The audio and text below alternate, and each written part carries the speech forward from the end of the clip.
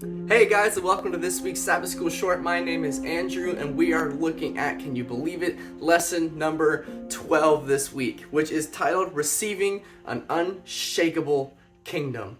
What a promise that we have that one day we're going to receive that kingdom. The memory text for this week is Hebrews chapter 12, verse 28, and it says this: Therefore, since we are receiving a kingdom which cannot be shaken, let us have grace, by which we may serve God acceptably, with reverence and godly fear. The lesson is taking a dive into Hebrews chapter 12, where there is this announcement, this proclamation, this celebration that the race that we have been running as Christians comes to an end. And Sunday's lesson talks about that, unpacks that a little bit more by talking about Mount Zion. Sunday's lesson title is called You Have Come to Mount Zion. And I want to read Hebrews chapter 12, verse 22. This is what this Sunday's lesson kind of unpacks, is this verse.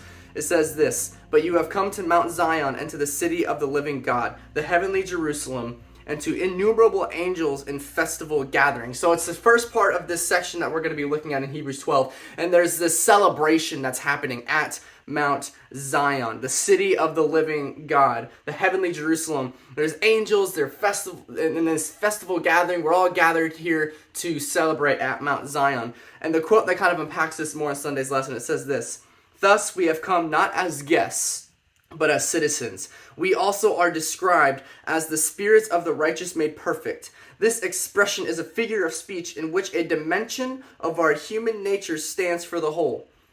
It is analogous to the expression the Father of spirits in Hebrews chapter 12, verse 9, which refers to God as the Father of us all, human beings who are spiritual in nature. This is the beautiful thing about this celebration. This when it all comes to an end, right? We're gathering at Mount Zion, we're celebrating with God, and the fact and the reason why we can celebrate is that we are holy and blameless. The spirits of the righteous made perfect. We have been made perfect, not by our own works, not by our own efforts, but we have been made perfect because of our faith in Jesus Christ. We have been made perfect because of what Jesus has done for us. Spiritually speaking, we are no longer sinners. We are children of God. We are righteous.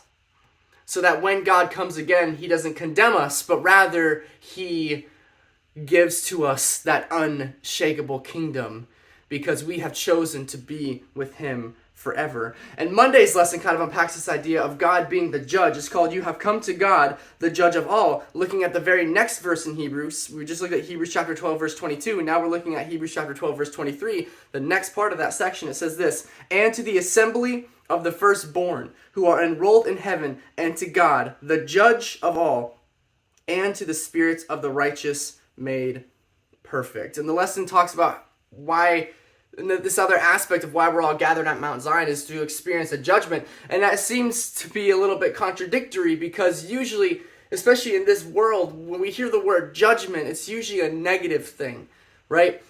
You shouldn't judge people. You shouldn't be that person who's always judging. You know, we hear that all the time, right?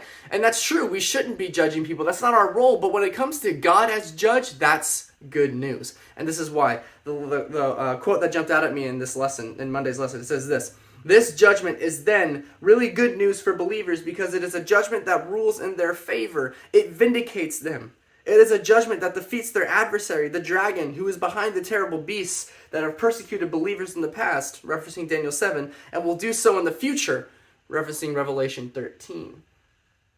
You see, judgment in the Bible, when it talks about it, is usually in connection, especially when it talks about judgment with God, is in connection to the courtroom, where God vindicates those who believe in him. When God finalizes everything and wipes away sin once and for all, that is extremely good news, and that is a reason to celebrate, because God is going to judge sin and give it what it deserves.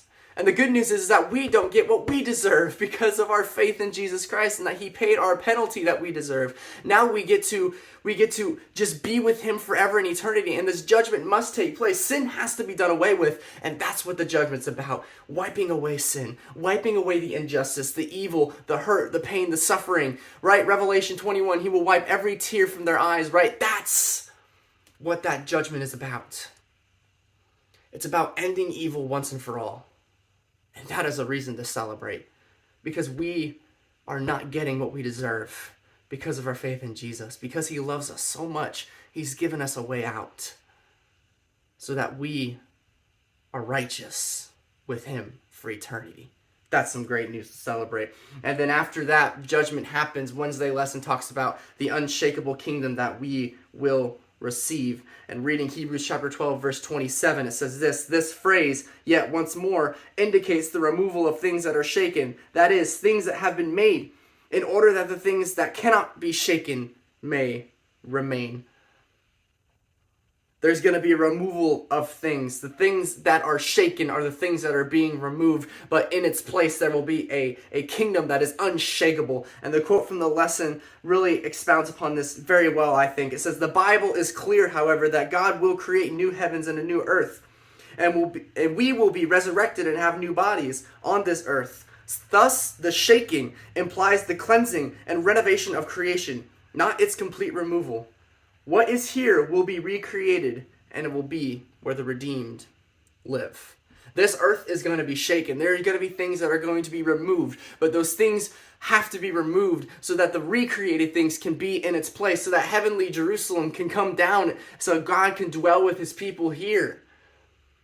And this shaking, we don't have to be afraid of, because there's a righteousness inside of us that God has given to us that is also unshakable. That will not be removed. In fact, that will stand firm. The only thing that is going to be removed when the shaking happens is the sin part of our lives. That sin that is still there, the sinful nature is going to be shaken and it's going to be removed so that our righteousness can be the only thing that dwells within us, so that our sinful nature might be done away with, and that we may live in its fullest sense of the identity of sons and daughters of God. We may live fully in that identity, not even having sin a part of our nature anymore.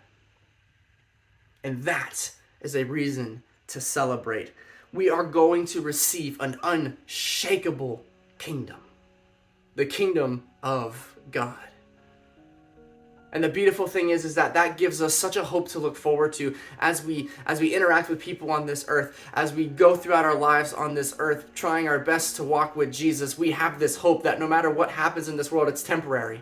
No matter what happens in this world, it's not going to be here forever, because we are receiving that unshakable kingdom. And there's going to come a day when God's judgment is going to happen, and sin will be eradicated, and we will be able to live with him forever because of our hope and faith in Jesus Christ and what he has done for us.